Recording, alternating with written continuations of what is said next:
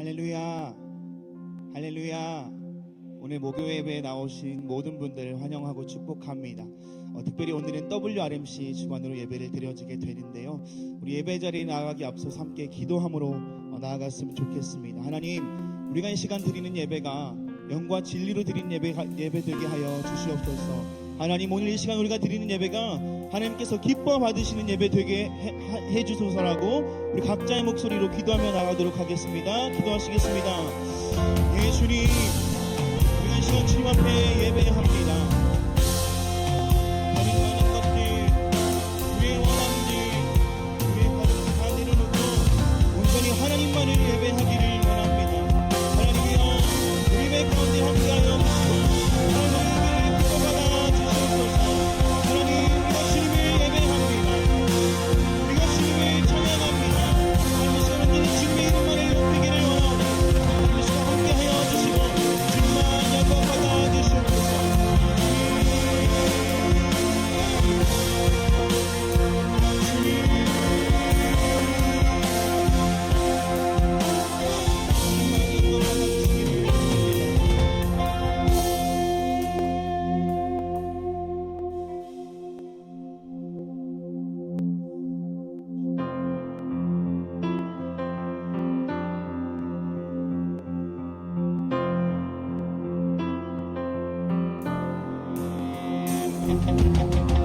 할렐루야.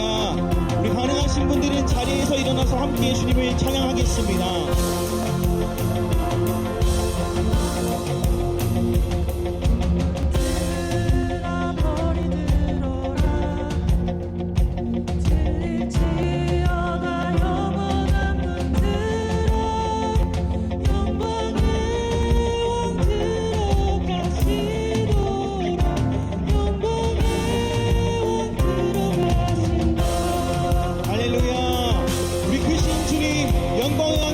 주님을 찬양합니다. 우리 함께 고백합니다. 흔들어 머리 들어라, 들리지어다 영원한 흔들어 영광의 왕 들어가시도록, 영광의 왕 들어가신다. 영광의 왕이시여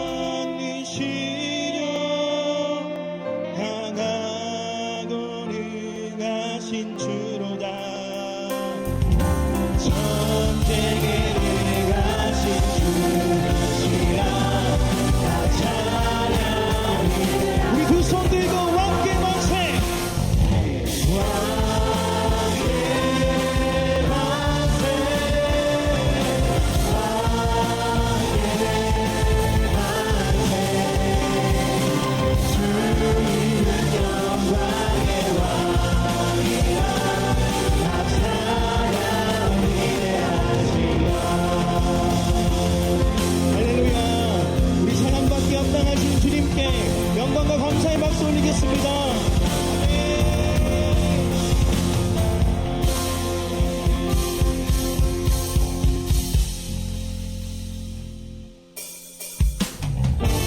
우리 계속해서 박수치며 그 크신 하나님의 사랑을 찬양하겠습니다.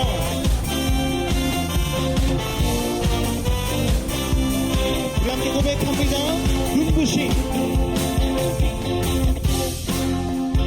눈부신 햇살 저 하늘 넘어 내게 주어진 주님의 사랑 깊어져가네 나의 마음에 나오던데 변함없는 그 사랑 기쁨의 노래 멈출 수 없네 주님의 사랑 바람의 진리 찾아와 그 사랑에 향기가 내 맘 같게 주님의 은혜 우리처럼 다가와 그 사랑에 하나님 사랑합니다. 우리 계속해서 찬양합니다.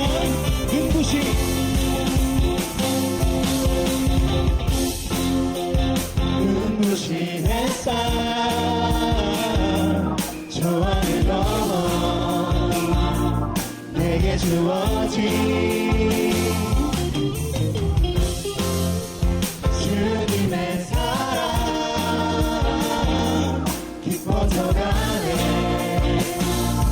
나의 마음에 나오던데 변함없는 그 사랑 내 안에 기쁨의 노래 멈출 수가 주님의 사랑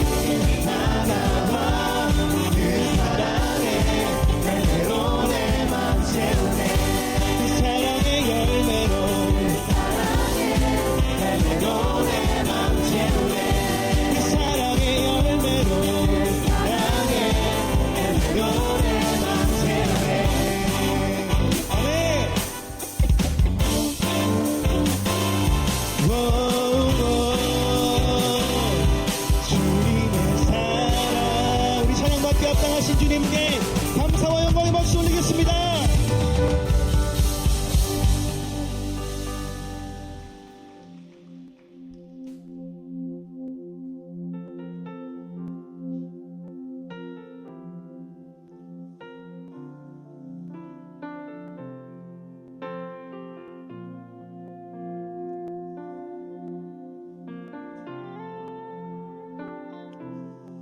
주님을 사랑한 기쁨을 즐거움을 빼앗기지 않게 하소서.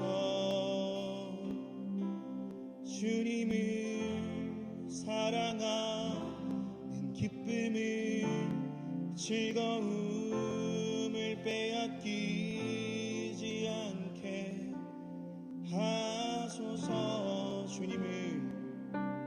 주님을 사랑하는 기쁨을 그 즐거움을 빼앗기지 않게 하소서. 주님을 사랑하는 기쁨을 그 즐거움을 빼앗기지 않게 하소서. 예수 예수 예수 예수 주님을 사랑합니다. 예수 예수 예수 예수 주님을 사랑합니다. 처음부터 고백합니다. 주님을 사랑하는 주님을 사랑하는 기쁨을 즐거움을 빼앗기지 않게 하소서. 주님을 사랑하는 기쁨을 즐거움을 빼앗기지 않게 하소서.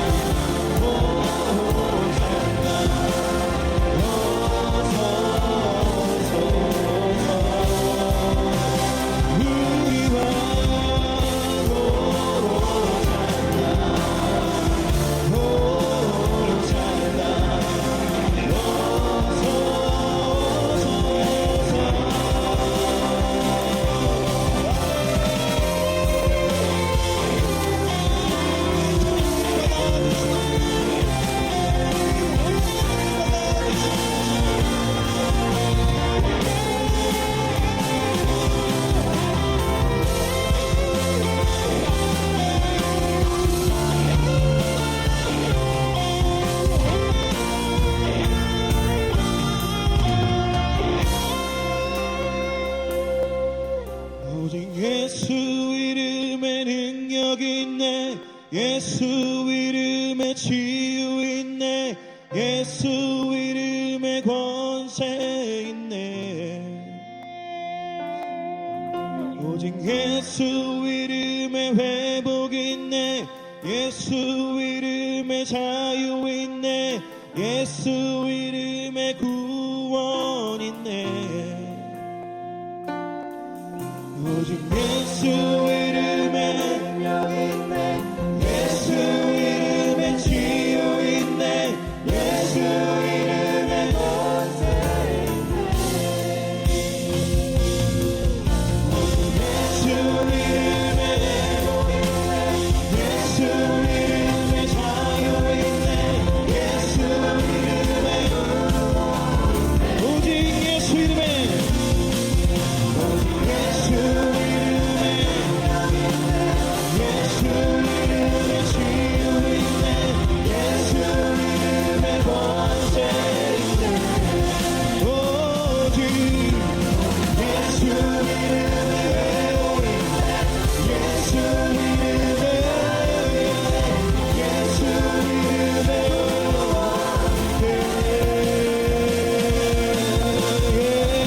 예수 이름 높이세. 예수 이름 높이세. 능력의 그 이름. 예수 이름 높이세. 구원의 그 이름.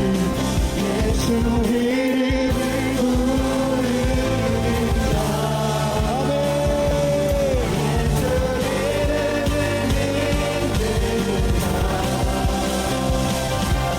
예수 이름 앞에 나오는 자 복이 있도다. 우리 다시 한번 예수 이름 높이세. 예수 이름 높이세. 능력의 이름. 예수 이름 높이세. 구원의 그 이름. 예수 이름을 부르는 자. 이름을 믿는 자. 예수 이름 앞에 나오는 자 복이 있도다. 우리 이 시간 우리 사랑하는 예수님 이름 우리 한번 무릎 짓고 통성으로 기도합니다. 주여.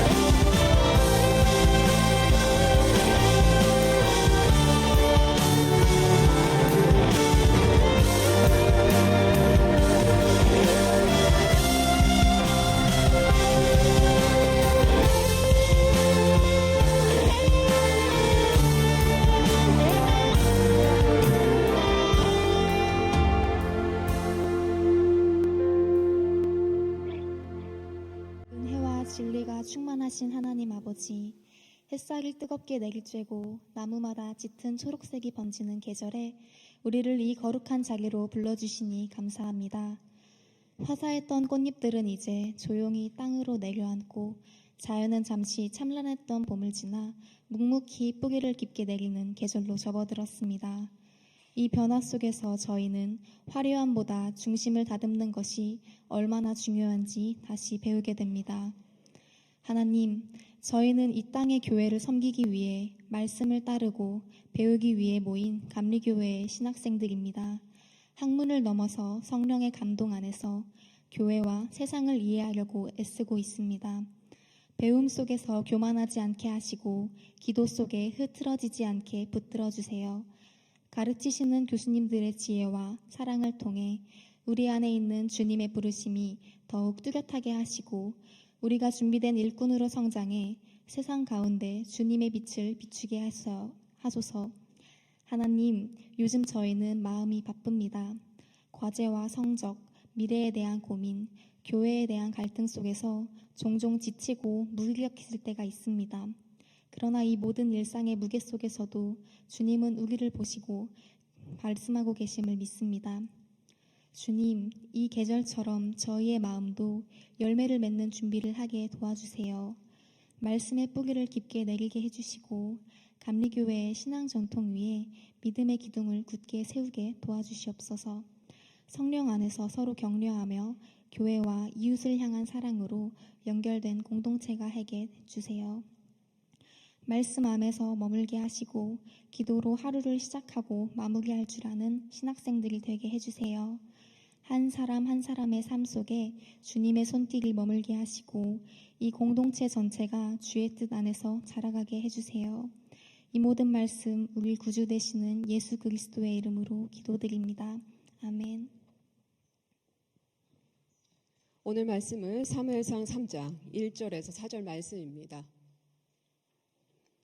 아이 사무엘이 엘리 앞에서 여호와를 섬길 때에는 여호와의 말씀이 희귀하여 이상이 흔히 보이지 않았더라. 엘리의 눈이 점점 어두워가서 잘 보지 못하는 그때에 그가 자기 처소에 누웠고 하나님의 등불은 아직 꺼지지 아니하였으며 사무엘은 하나님의 궤에 있는 여호와의 전 안에 누웠더니 여호와께서 사무엘 부르시는지라 그가 대답하되 내가 여기 있나이다 하고 아멘. 자, 오늘 설교해 주실 목사님은 요즘에 굉장히 유명하시죠. 바로 포드처치 원유경 목사님이십니다. 너무 바쁘신데 우리 학생들을 위해서 귀한 시간 내주셨습니다. 목사님께서 오늘 시대의 등불이라는 제목으로 말씀을 증언하십니다. 큰 은혜 받으시기 바랍니다. 할렐루야. 네, 오늘 우리 예배받게 합당하신 하나님 앞에 다시 한번 우리 감사와 찬양과 영광과 존귀의 큰 박수 올려드리겠습니다. 아름다우신 주님의 이름을 찬양합니다. 할렐루야. 네, 오늘 개인적으로 이 자리가 너무나 뜻깊고 또 영광스럽다는 생각을 하게 되는데요. 네, 단연코 제가 가장 뜨거운 가슴으로 신학교를 위해서 또 신학생을 위해서 중보하고 기도한 곳을 꼽으라고 한다면 감리교 신학대학이라고 믿습니다. 네, 사실이기 때문에 그런데요. 오늘 또 하나님께서 이 시대 가운데 크게 쓰실 이 시대 하나님의 사람들이 이곳에 있는 줄로 믿습니다. 오늘 함께 말씀에 떡을 뗄 때 이 말씀이 우리의 영혼육을 살리고 또 시대를 살리는 귀한 은혜가 있게 되기를 축복합니다. 네, 여러분 이 옐로우스톤이라는 국립공원 잘 아시죠? 네, 미국에 옐로우스톤이라는 국립공원이 있습니다. 이 공원은 세계 최초의 국립공원인데요. 1870년에 이곳을 처음 방문했던 탐사팀이 정말 그 이곳의 장엄함과 그 아름다움을 보고서 세계 모든 인류와 생물들에게 준 이 신의 축복, 하나님의 축복이라고 말했습니다. 그 이후 국가는 근 한 150년 가까이 이 공원을 보호해 왔는데요. 가끔 이곳에 낙뢰가 떨어짐으로 인해서 발생하는 자연 산불이 일어나곤 했습니다. 어떻게 한번 이 산불이 발생하면 피해 면적이 서울시 전체 면적의 절반가량이 될 정도로 모든 것을 태우고 휩쓸고 지나갔어요. 그런데 여러분, 이 옐로우스톤의 모든 산림과 초원을 다 잿더미로 만들어버린 대규모 산불이 났을 때 그때 비로소 자라기 시작한 나무가 있었습니다. 그토록 아름다웠던 이곳이 완전히 피폐해졌을 때 그 척박한 땅에서 새로운 생명이 움트고 있었어요. 바로 라지포울 소나무였는데요. 이 소나무의 솔방울은 굉장히 특이한 것을 가지고 있었습니다. 이 소나무의 송파루는요, 수년 동안 이 나무에 매달려 있다가 땅에 떨어져도 솔방울이 떨어져서 이게 벌어지지 않습니다. 솔방울들이 굉장히 단단한 돌처럼 딱딱하기 때문에 쉽게 이 씨앗을 퍼뜨리지 않아요. 그러니까 이 라지포울 솔방울, 소나무가 굉장히 특이하다라고 말하는 이유는요. 이 솔방울들은 오직 강한 열에 의해서만 열린다는 사실 때문인데요. 그래서 바로 이 살아있는 모든 것을 휩쓸고 간 그 소멸의 조건이 라지포울에게는 생명의 조건이 되었던 것이죠. 그러니까 그 거대한 불길이 이 소나무의 솔방울들을 열리게 했어요. 그리고 그 솔방울에서 옐로우스톤의 새숲, 거대한 상록수 숲이 이루어졌습니다. 여러분 굉장히 신비롭지 않나요? 모든 생명을 휩쓸고 간 듯한 불길 가운데서 움트는 새로운 생명의 씨앗이 있다는 것이요. 피할 수 없는 낙뢰와 벗어날 길 없었던 그 죽음의 불길 속에서도 다음 생명이 열린다는 것이요. 여러분 우리의 영혼도 우리의 인생도 마찬가지입니다. 오직 시련의 불 속에서만 열리는 영혼의 솔방울이 있어요. 뜨거운 불 속에서만 열리는 기도가 있습니다. 오직 그때에만 드려질 수 있는 믿음이 있어요. 피할 수 없는 고난, 저항할 수 없는 역경 속에서만 열리는 믿음의 솔방울이 있습니다. 그래서 인생에 찾아온 고통과 슬픔은 그냥 우리의 삶 속에 아무것도 남기지 않은 채 우리의 삶을 다 태우고 소멸시킨 것 같아 보이지만 바로 그때 드려진 믿음, 바로 그때 드려진 기도가 우리 인생의 새로운 생명의 숲을 이룹니다. 이처럼 더 이상 아무것도 기대할 것이 없어 보이는 영적인 암흑기에 새로운 하나님 나라의 역사를 써내려갔던 한 사람이 등장합니다. 자, 오늘 본문 속의 배경이 되는 이 시대는요, 영적 생명력이라는 거는 찾아볼 수 없는 재난과 같은 시대 상황 안에 있었습니다. 당시 이스라엘은 사사시대, 그들은 불순종과 타락, 부패를 일삼고 있었어요. 하나님이 그러한 이스라엘을 불쌍히 여기셔서 사사들을 보내시고 그들에게 구원을 주시지만 이내 그들은 다시 부패해서 영적인 고통과 절망 속에 빠집니다. 여러분 이거 사사시대의 시대적인 패턴이었습니다. 영적인 악순환이 계속해서 이어지고 반복되는 것이죠. 그러니까 하나님에 대한 그들의 이 패역한 태도는요, 시대와 세대 속에서 대물림되고 있었습니다. 그러니까 하나님에 대한 이 정한 마음이 없는 것이 세대 안에서 학습되고 있었다는 것이죠. 하나님의 영광이 사라진 것 같은 시대, 하나님의 이상이 희귀했던 시대, 여러분 누군가 필요했어요. 영적 죽음이 만연한 시대 안에서도 살아 깨어서 주님 앞에 반응할 한 사람, 하나님의 영광을 회복시킬 사람, 하나님의 새로운 대안은 바로 사무엘이었습니다. 자, 여러분 우리 1절 말씀을 다시 한번 읽어봤으면 좋겠는데요. 우리 1절 말씀을 다시 한번 읽겠습니다. 시작.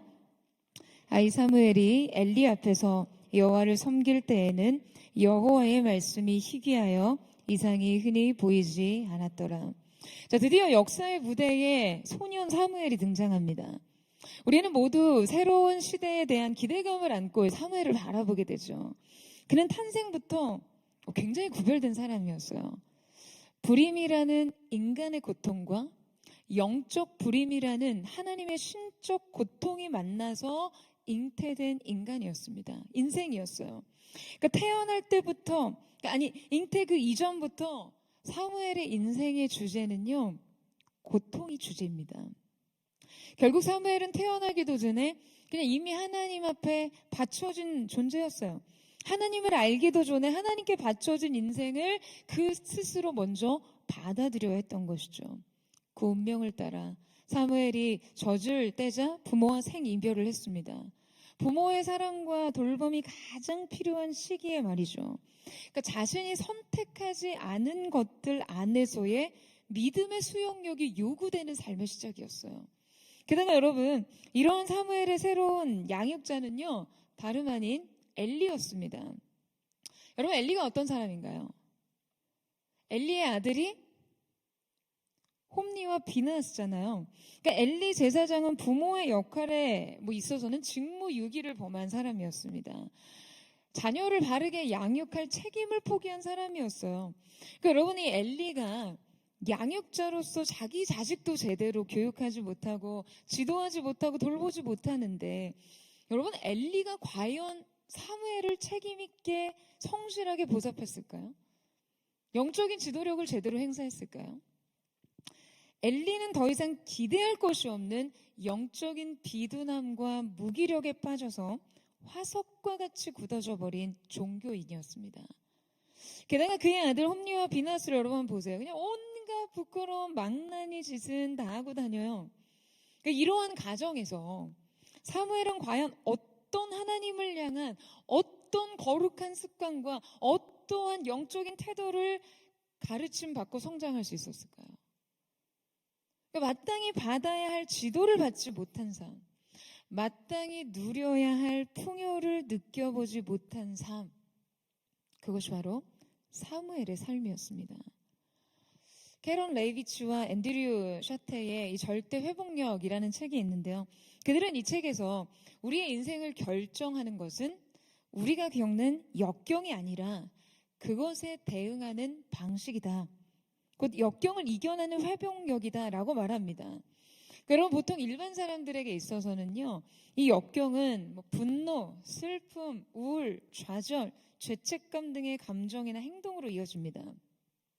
그런데 이 저자의 주장에 의하면 이러한 어떤 부정적인 감정들은 사실상 역경 그 자체에 대한 반응이라기보다는 그 중간 단계의 믿음과 신념 체계 때문이라고 이야기를 해요.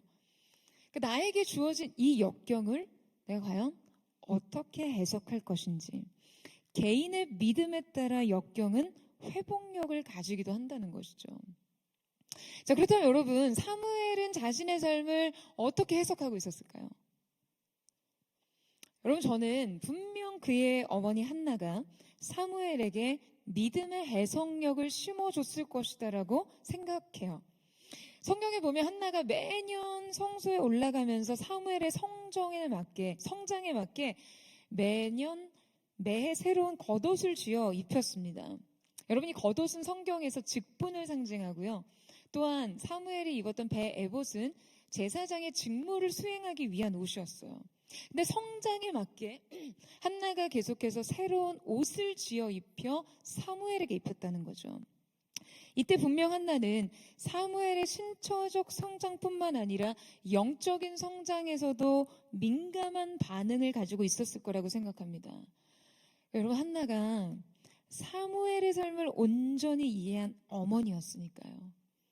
여러분, 한나는요, 자신의 개인의 고통 안에서 하나님의 고통을 보았어요. 그분의 응답을 시대적인 사명으로 연결시켰던 영적인 통찰력이 있는 사람이었습니다. 그러니까 한나가 자신의 상실과 고통의 문제를 믿음을 통해 응답과 약속으로 전환시켰던 것처럼 여러분, 아들 사무엘에게도요, 분명히 믿음을 심어주려 했을 거예요. 그의 옷을 쥐어 입히면서 그에게 새로운 정체성을 믿음 안에서 부여했을 것입니다. 어떠한 조건 속에서도 하나님께만 반응할 수 있는 믿음, 사명을 통해서 역경을 바라보고 부르심을 통해서 아픔을 이해하는 믿음. 여러분, 인생의 다양한 문제로 인해 갈등을 겪고 있는, 때로 청년들이 저에게 상담을 하거나 성도들이 상담을 오면요, 어떤 중대한 결정을 내리기 이전에 저에게 많이 물어봐요. 그러니까 인생에 문제가 생길 때 혼란과 방황을 거듭하는 사람들을 보면요, 여러분, 본질이 빠져 있습니다. 본질이 빠져 있으니 번민과 갈등을 하는 거예요. 여러분, 이 본질은 과연 무엇일까요?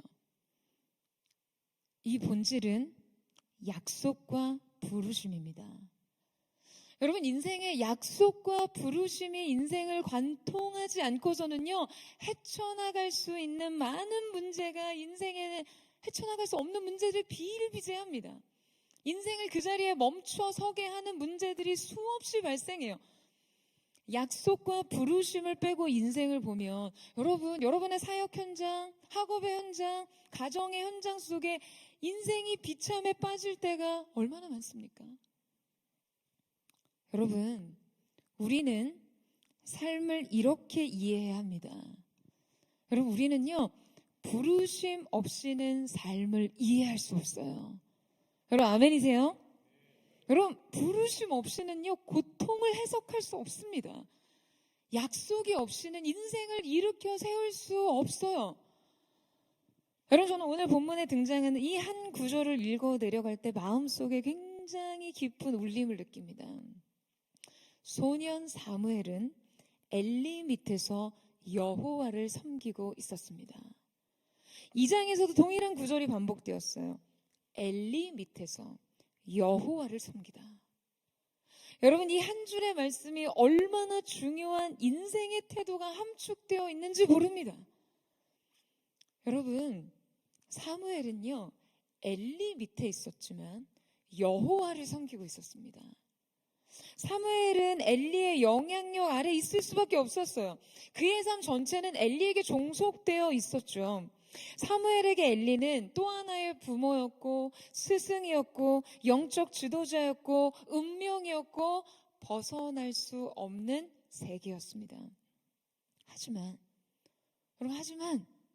사무엘은 여호와를 섬기고 있었어요. 여러분, 이것이 바로 사무엘의 결정이었습니다. 사무엘의 인생 회복력인 것이죠. 그는 엘리 제사장을 수종 들었지만 근본적으로 하나님을 섬기고 있었어요.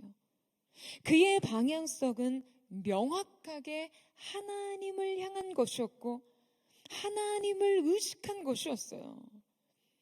여러분, 인생의 다양한 문제가 우리를 완전히 정복하고자 할 때 끊어낼 수 없는 인생의 습관들, 지배적인 영향력, 그냥 그 복잡한 이해관계, 그 안에 온갖 고통과 상실을 느끼는 여러분, 우리 자신을 이 말씀 앞에 세우십시오. 지금 여러분의 세계가 무엇이든, 여러분의 현실 세계에서 여러분을 지배하고 여러분이 종속되어 있는 관계가 무엇이든 여러분이 말씀 앞에서 여호와를 섬기는 하나님의 사람들 되시기를 주님의 이름으로 축원합니다. 여러분이 어느 아래에서 누구를 위해 일하든 세상 속에서 무엇을 하든 여러분, 결국 우리가 진정 섬겨야 할 오직 한 분은 바로 주님이셔야 한다는 사실입니다. 여러분, 이 결정이 있을 때요, 여러분 안에 이 믿음의 태도가 있을 때 여러분 그 인생에 무엇이 올까요? 막 성공의 기회가 옵니까? 행운이 올까요? 그의 인생에 말씀이 오는 것이죠. 오직 그의 인생에만 들리는 말씀이요. 여러분, 1절 시작하면서 성경 기자가 여러분 뭐라고 이야기를 하죠? 여호와의 말씀이 희귀하여 이상이 흔히 보이지 않았더라, 이렇게 얘기합니다. 그리고 2절에 3절을 보면 엘리의 눈이 점점 어디어 가서 잘 보지 못하는 그때에 그가 자기 처소에 누웠고 하나님의 등불이 아직 꺼지지 아니하였으며 사무엘은 하나님의 궤에 있는 여호와의 전 안에 누웠더니. 여러분, 저는요 정말 이 말씀을 읽을 때마다 정말 가슴이 뜨거워집니다. 하나님의 역사를 기대하기에는 이미 너무 깊어진 어두움, 그 어두운 밤 모두가 자기 처소로 돌아가 인생의 안락으로 이불을 덮고 잠에 빠져 있는 그 시간, 여전히 그 깊은 어둠 중에서도 하나님의 궤 가장 가까이에 몸을 누인 한 사람, 여러분, 바로 이때 지금 성경이 무엇을 말하고 있습니까? 하나님의 등불이 아직 꺼지지 않았다고 표현해요. 자, 출애굽기 말씀에 보면 성소의 등불은 규례상 해가 져서 해가 다시 뜨기 직전까지 켜 있도록 했습니다. 그러니까 지금 등불이 아직 꺼지지 않았다는 것은 여러분 어떤 의미일까요? 날이 밝아오기 전 새벽, 그러니까 가장 깊은 어둠에 잠겨있는 시점이라는 것을 알려주고 있는 표현이죠. 여러분, 왜 흔히 동이 트기 전 어둠이 가장 깊다라고 얘기하잖아요. 바로 그때라는 거예요. 어둠이 반복되고 어둠이 깊어져서 마치 소망이 끊어진 것 같은 그 시간. 그런데 바로 그때 하나님의 임재 곁에 있는 사람에게는 들리는 음성이 있습니다. 어둠 중에 어둠. 그 한복판에서 여러분 하나님께서는요, 하나님의 사람을 부르십니다. 부르심이 그 한 사람을 일으켜요. 자, 여러분 한번 4절 말씀 보시겠어요? 우리 4절 말씀을 같이 한번 읽겠습니다. 시작.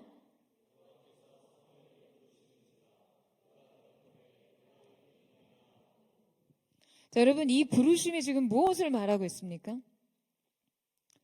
들을 사람이 있다면 하나님은 말씀하신다는 거예요. 여러분 많은 사람들이 하나님이 우리에게 이제는 더 이상 말씀하지 않으신다고요. 하나님의 개입이 없고 부흥이 끝난 것 같다라고 이야기합니다.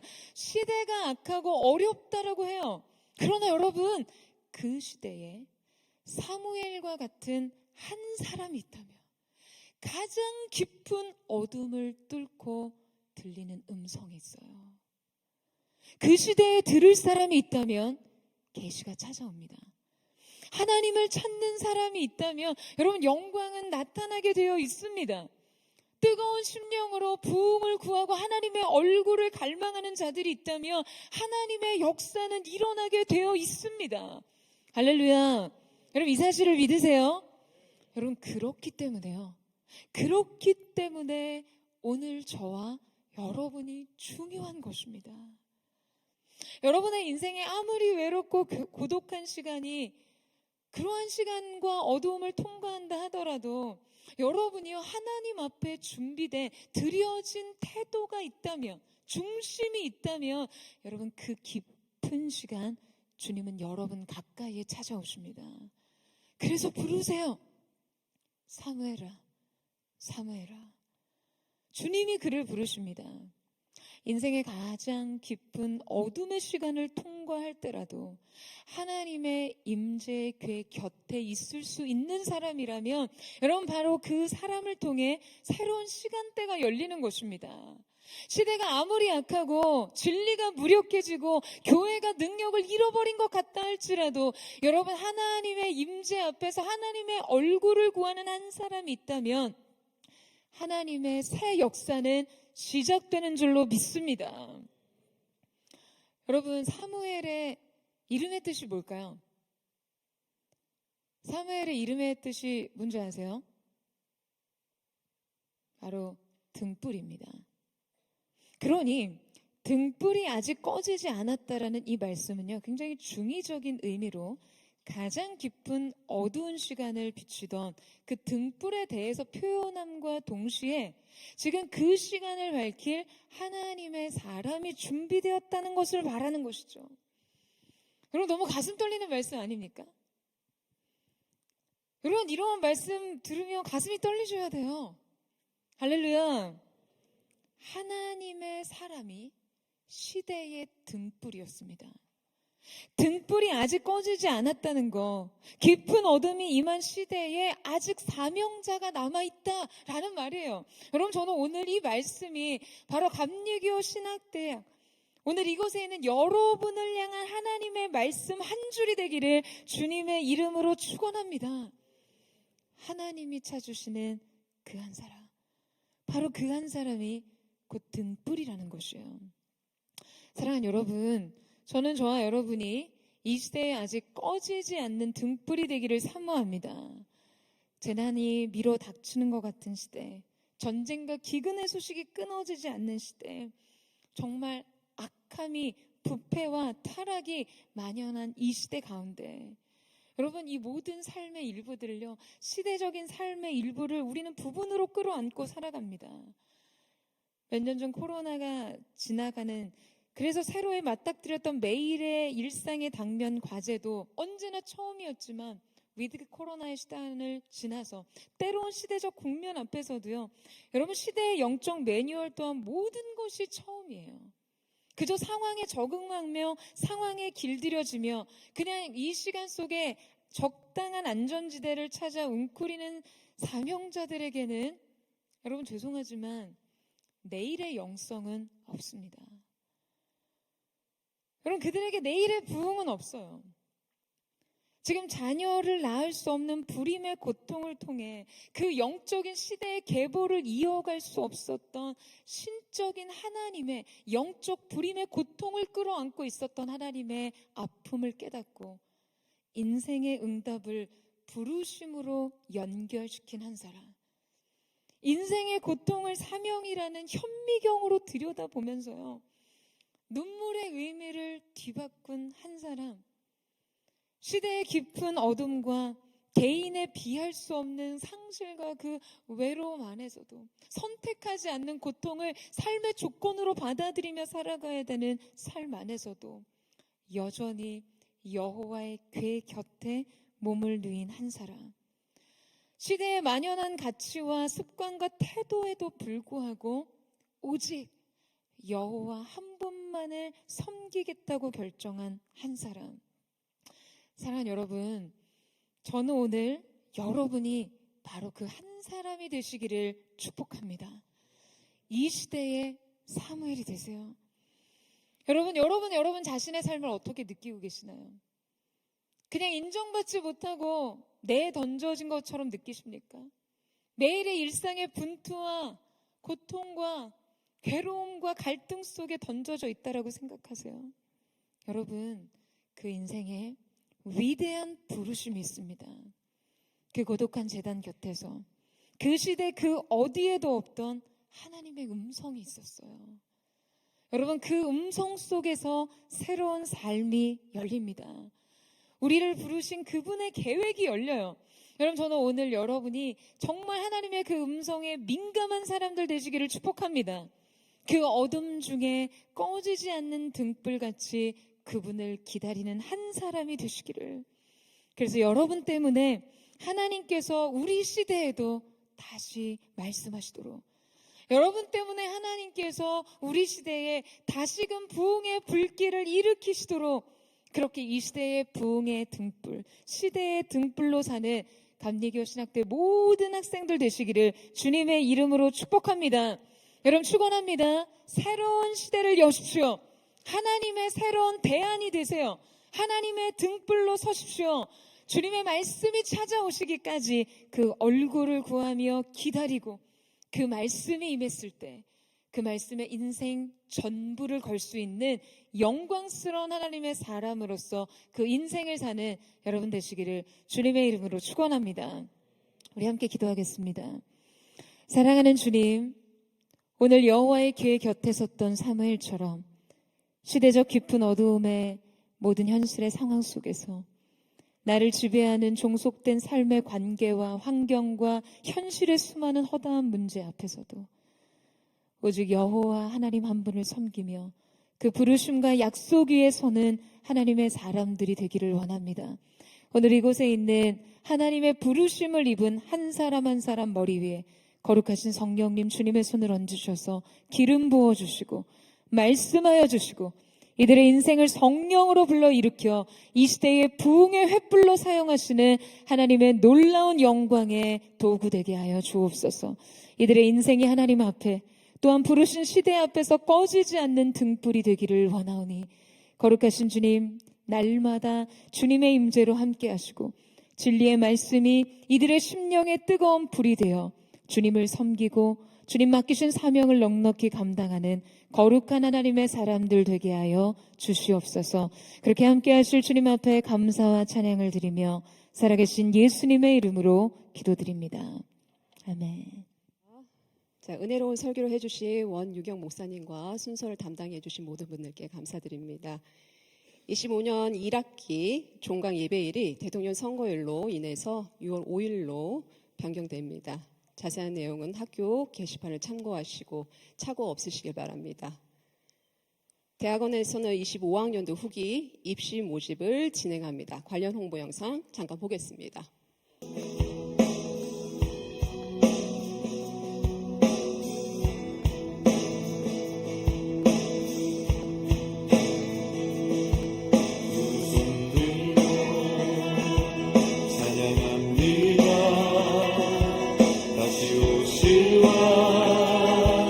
여호와께 오직 주만이 나를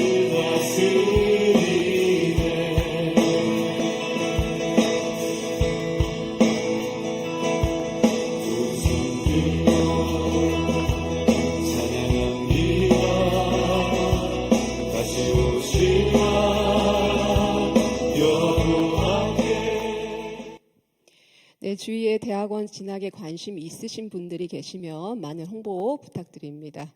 감신대 오케스트라 단원을 모집합니다. 관련 영상을 보겠습니다.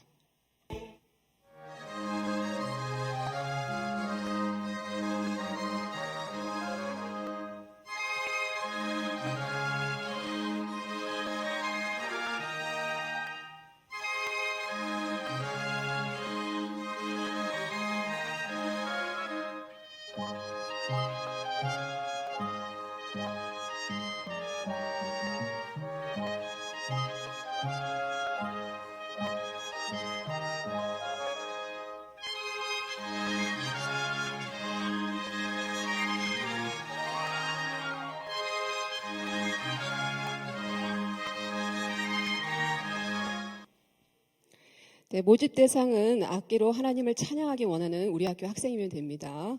모집 기한은 6월 5일까지입니다. 관련 내용은 학교 홈페이지에 안내되어 있습니다. 자, 총학생회에서 알려드리는 광고가 두 가지가 있습니다. 첫 번째입니다.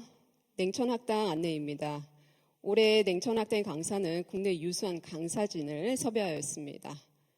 사야 연세대 명예교수 박영신, 물리학 서울대학교 교수 우종학, 사학 감신대 명예교수 이덕주, 숭실대 교수 고진하, 한신대 명예교수 정건화 교수님입니다.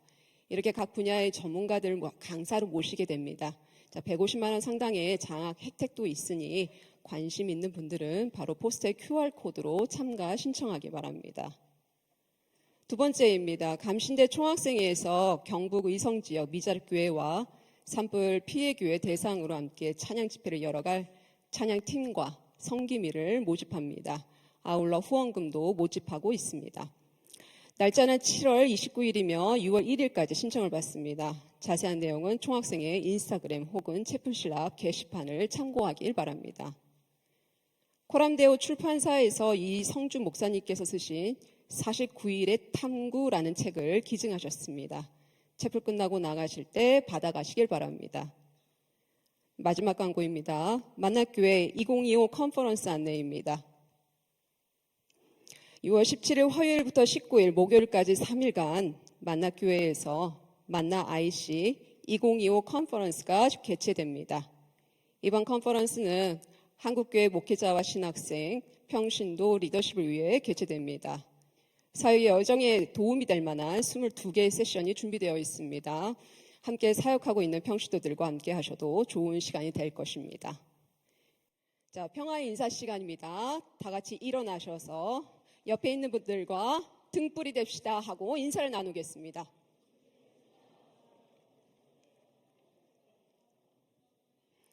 자, 원희호 목사님 축도로 예배를 마치겠습니다. 기도하겠습니다.